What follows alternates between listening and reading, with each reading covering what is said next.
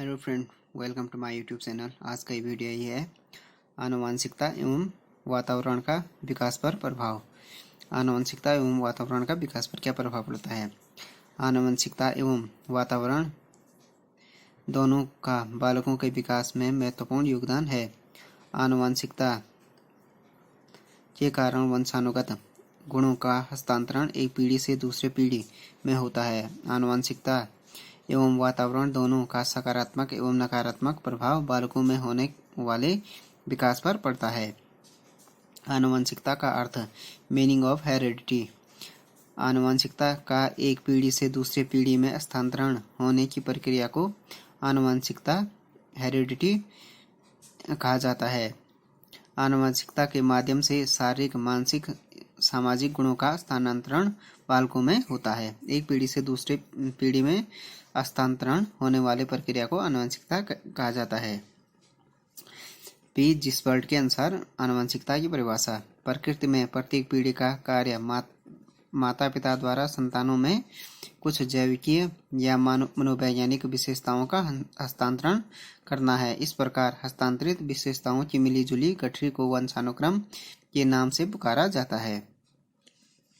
Woodworth के अनुसार वंशानुक्रम में वे सभी बातें आ जाती हैं जो जीवन का आरंभ करते समय, जन्म के समय नहीं वरन गर्भाधान के समय, जन्म से लगभग 9 माह पूर्व व्यक्ति में उपस्थित थी। जेम्स ड्रेवर के अनुसार वंशानुक्रम की परिभाषा। माता पिता की शारीरिक एवं मानसिक विशेषताओं का संतानों में हस्तांतरण होना ही वंशानुक्रम है। अब हो गया वंशानुक्रम के कुछ सिद्धांत। फर्स्ट हो गया बीज कोष की निरंतरता का सिद्धांत। इस सिद्धांत का प्रतिपादन अपने अध्ययनों के फलस्वरूप बीजमैन ने किया है। उनके अनुसार शरीर का निर्माण करने वाला मूल जीवाणु कभी नष्ट नहीं होता है।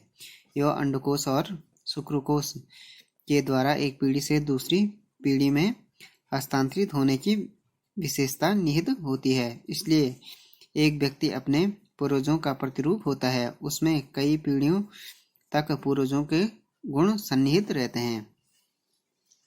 दूसरा हो गया समानता का सिद्धांत। समान को जन्म देता है, अर्थात जैसे माता पिता होंगे संतानें भी उसी के अनुरूप उत्पन्न होंगी। प्रत्येक जीव जंतु की विशेषता होती है कि वो अपने जैसी समान संतति बच्चा को जन्म देता है। तीसरा हो गया प्रत्यागमन का सिद्धांत।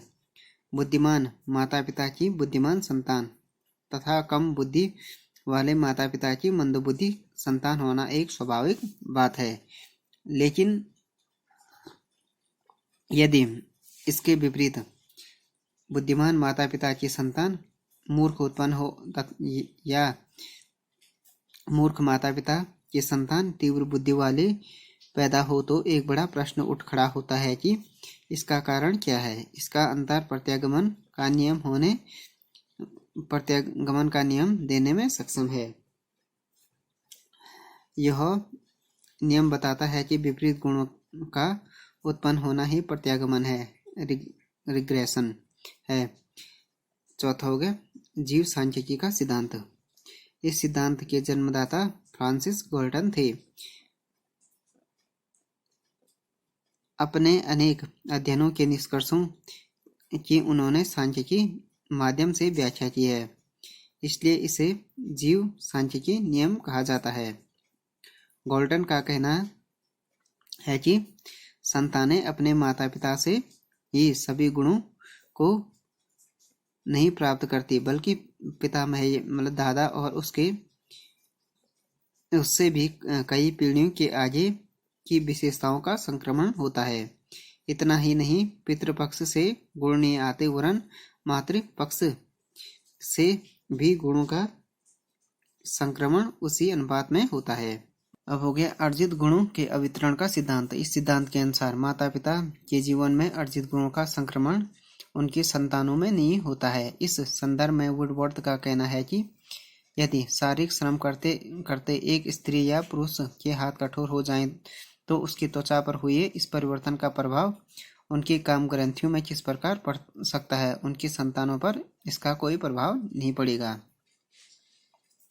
लेमार्क का अध्ययन। लेमार्क ने जिराफ का अध्ययन करके बताया कि जिराफ की गर्दन पहले लंबी नहीं थी, परंतु परिस्थितिवश जीवन निर्वाह करने के लिए वह अपनी गर्दन उठाता रहा, क्योंकि बिना गर्दन ऊपर किए वह पत्ती नहीं खा सकता था। इसी तरह अन्य पीढ़ी के जिराफ भी ऐसा करते रहे, फलतः उस प्रजाति की गर्दन लंबी हो गई। अब हो गया डार्विन का अध्ययन। इस अध्ययन में डार्विन का विचार लेमार्क से कुछ भिन्न है।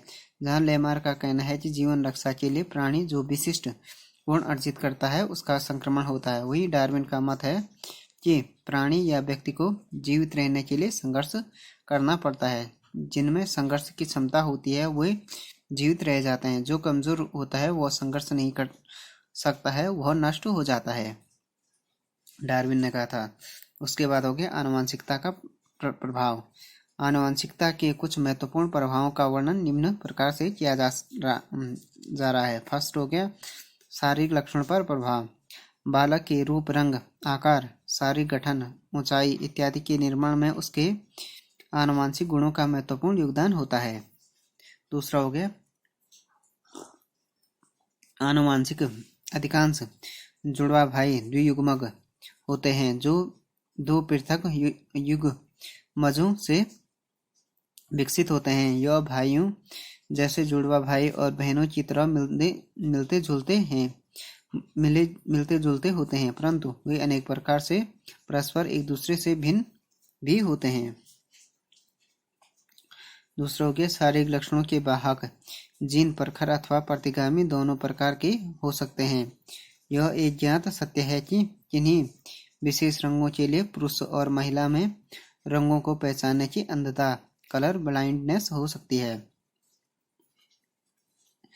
एक दादी और मां स्वयं रक्त अंधता, कलर ब्लाइंडनेस से ग्रस्त हुए बिना किसी नर शिशु को यह स्थिति हस्तांतरित कर सकती है। ऐसी स्थिति इसलिए है क्योंकि यह विकृति प्रखर होती है, परंतु महिलाओं में यह प्रतिगामी रिसेसिव होती है। दूसरा हो गया बुद्धि पर प्रभाव। जिस प्रकार से सीखने की गति अधिक होती है उसका मानसिक विकास भी तीव्र गति से होगा। बालक अपने परिवार, समाज एवं विद्यालय में अपने आप को किस तरह समायोजित करता है यह उसकी बुद्धि पर निर्भर करता है। गोडाल्ड का मत है कि मंद बुद्धि माता पिता की संतान मंद बुद्धि और तीव्र बुद्धि माता पिता की संतान तीव्र बुद्धि वाली होती है। दूसरा हो गया मानसिक क्षमता के अनुकूल ही बालक में संवेगात्मक क्षमता का विकास होता है। बालक में जिस प्रकार के संवेग का जिस रूप में विकास होगा वह उसके सामाजिक, मानसिक, नैतिक, शारीरिक तथा भाषा संबंधी विकास को पूरी तरह प्रभावित करने की क्षमता रखता है। उसके बाद हो गया चरित्र पर प्रभाव। डगडेल नामक मनोवैज्ञानिक ने अपने अनुसंधान के आधार पर यह बताया कि माता पिता के चरित्र का प्रभाव भी उसके बच्चों पर पड़ता है। अब हो गया वातावरण का अर्थ एवं परिभाषा। वातावरण का अर्थ है पर्यावरण। पर्यावरण दो शब्द परि एवं आवरण के मिलने से बना है। परि का अर्थ होता है चारों ओर से घेरने वाला।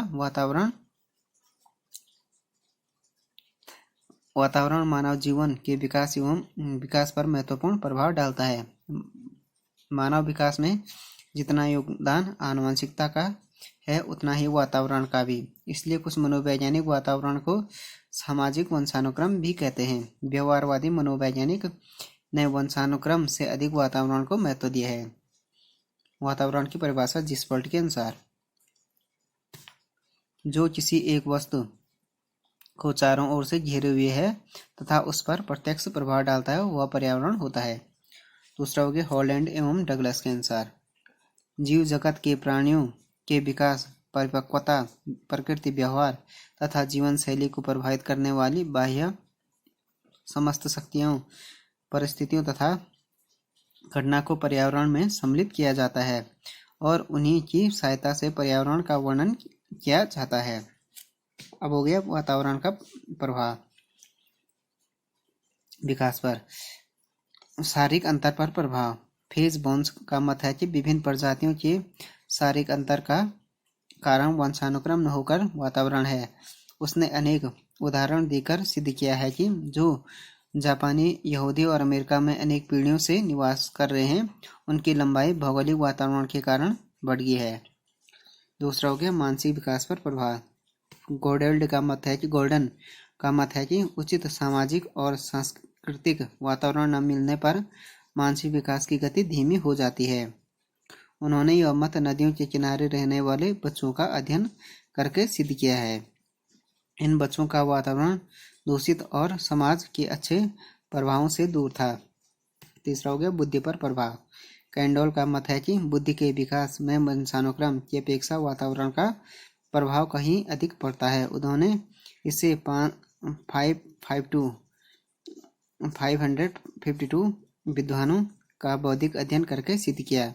ये विद्वान लंदन की रॉयल सोसाइटी, पेरिस की साइंस एकेडमी और बर्लिन की रॉयल एकेडमी के सदस्य थे। इन सदस्यों को प्राप्त होने वाले वातावरण के संबंध में कैंडोन ने लिखा। अधिकांश सदस्य धनी और अवकाश प्राप्त वर्गों के थे। उनको शिक्षा की सुविधाएं थी और उनको शिक्षित जनता एवं उदार सरकार से पर्याप्त प्रोत्साहन मिलता था।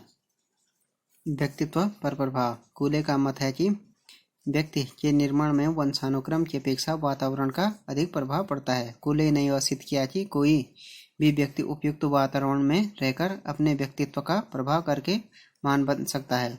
तीसरा हो गया बालक पर बहुमुखी प्रभाव। वातावरण बालक के शारीरिक, मानसिक, सामाजिक, संवेगात्मक आदि अंगों पर प्रभाव डालता है।